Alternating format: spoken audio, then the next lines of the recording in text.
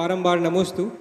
महराज जी, इस समय बड़े बड़े गरबा महोत्सवों का दौर चल रहा है और ये पूरी तरह से सार्वजनिक होते हैं और प्रोफेशनल होते हैं और युवाओं का इनमें जाने का बहुत रुझान होता है।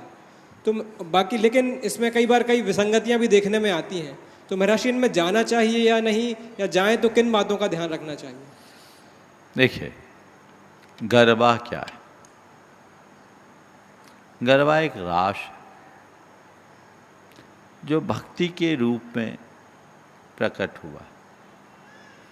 और ये जब हम इसके अतीत को देखते हैं तो पुराने ज़माने में वे लोग भाव भक्ति से अपने इष्ट आराध्य के प्रति अपने श्रद्धा और अनुराग की अभिव्यक्ति नृत्य गान के माध्यम से करते थे, जिसमें सात्विकता और शालीनता होती थी और प्रायः वे लोग व्रत उपवास से संपन्न रहते थे।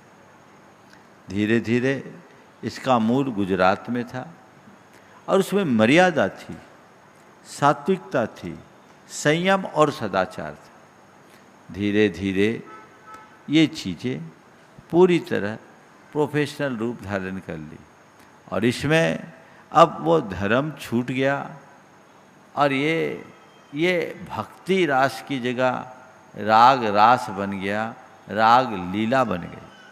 और इसमें युवा वर्ग जिस तरीके से जुड़ रहे और पूरे पूरे रात रात तक जिस तरह के कृत्य हो रहे हैं, इसमें हमारी मर्यादाओं का हनन हो रहा है। भक्ति तो गौण,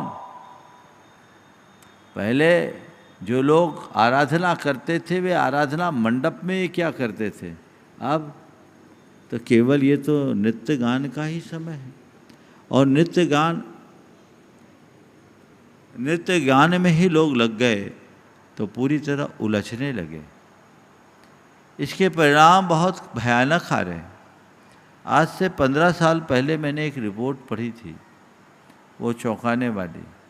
उसमें लिखा था कि हर साल जनवरी और दिसंबर के महीने में गर्भपात की सर्वाधिक संख्या होती।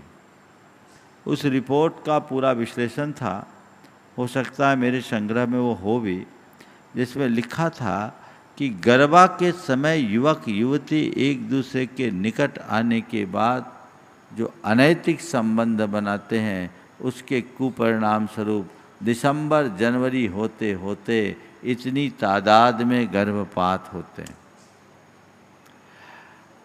इस रिपोर्ट को देखते हैं तो रोंगटे खड़े होते हैं। आखिर क्या हो रहा है, कहाँ है हमारी भक्ति?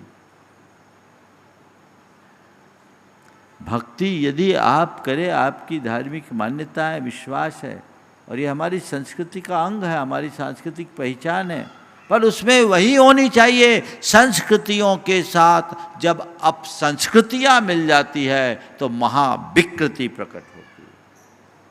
आज यही सब हो रहा है, इस पर नियंत्रण चाहिए। अब तो सब भाग रहे हैं। अब लोग दफ्तरों में काम नहीं करते, घरों में काम नहीं करते, पूरी पूरी रात इसी काम में, और उसमें नाना प्रकार के अनाचार होते हैं। ये कतई प्रोत्साहन के योग्य नहीं है, पर ऐसा बहाव और ऐसा भटकाव है कि उसकी तरफ कोई देख नहीं पा रहा, कोई सोच नहीं पा रहा है।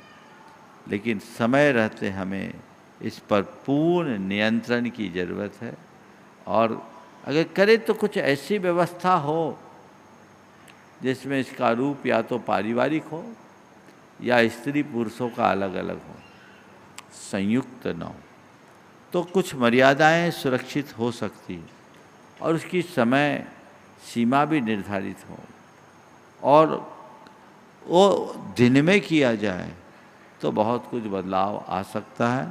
हम इस पर कुछ अंशों में नियंत्रण ला सकते हैं।